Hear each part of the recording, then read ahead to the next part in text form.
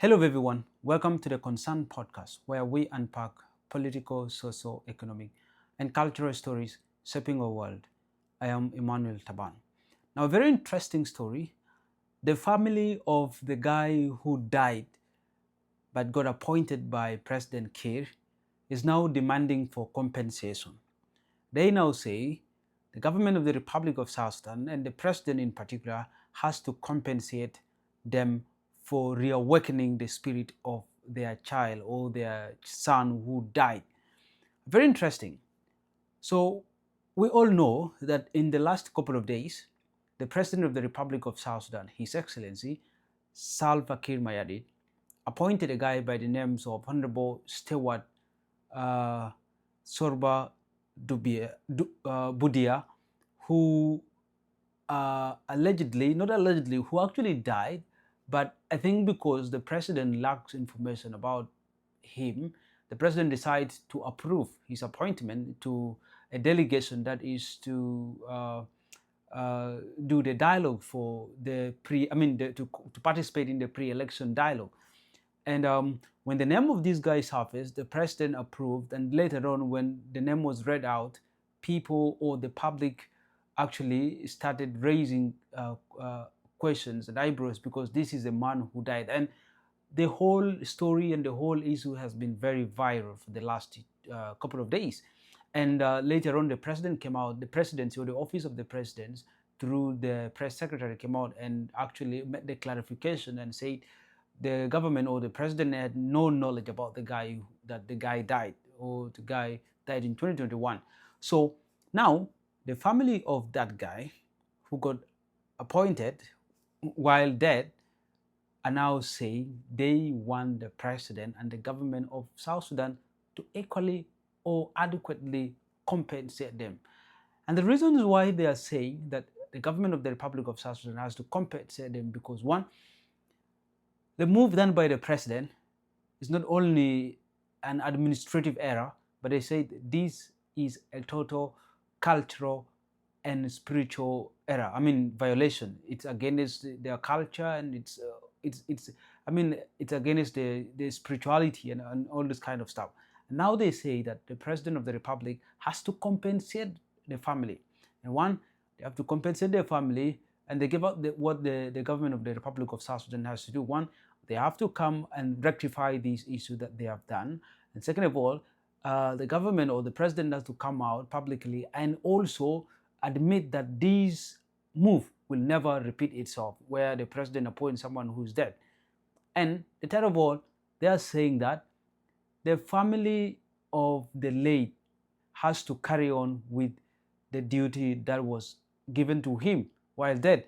And they are saying that the president of the Republic of South Sudan has to designate one of their family members to actually take on the role of the person who died, or Stewart Soroba, the guy who died. And this is what they want the government of the Republic of South Sudan to do. And they say this is because it is against their cultural practice, where if someone died, it is not acceptable for the name of this person to be mentioned publicly, even leave alone mentioned in that national level, but it's not allowed for a dead person's name to be mentioned. And for this reason, they say that the president has to compensate their family. And the ways they need to be compensated, they've mentioned it. One, they need one of their family members to be picked and continue with the role that the Honorable was actually given to serve in. And by the way, this guy who died, Stewart Soroba, he initially or formally served as the commissioner of the Greater Yei when the number of states were actually increased to, was it 32 or something of that kind, where the parts of Morobu, Yei, and Lanya used to be one. So Stewart Soroba used to be the commissioner of Greater Yei. He also served as the information minister, I think, in that level. And also, he died while serving as a leader of one of the political parties. And therefore, this is a decision that the family has done. In fact, before we even continue, I want us to listen at one of the family members saying or stressing out the demand and how they want to be compensated as a family. And this is an audio of one of the family members speaking about it. Let's listen. And the wider communities have been dismayed, emotionally affected, and also spiritually disturbed by this action. As a family, we demand appropriate reparations for the disturbances of the soul and the spirit of the late Honourable Stewart Soroba Budia in accordance with our cultural values and traditions. Over the years, since his passing, the government of South Sudan and the government of the Republic of South Sudan has repeatedly failed to recognize or accept a family-appointed representative to represent and uphold the political legacy of late Honourable Stewart Soroba Budia. Despite such arrangements having been made of other diseases leaders, this continuous exclusion has compounded our pain, raises serious concerns about equity, recognition, respect for contribution to the nation. Yes, so that is one of their family members stressing the demands of their family, wanting the president or the government of the Republic of South Sudan to compensate the family for reawakening the dead spirit of their child.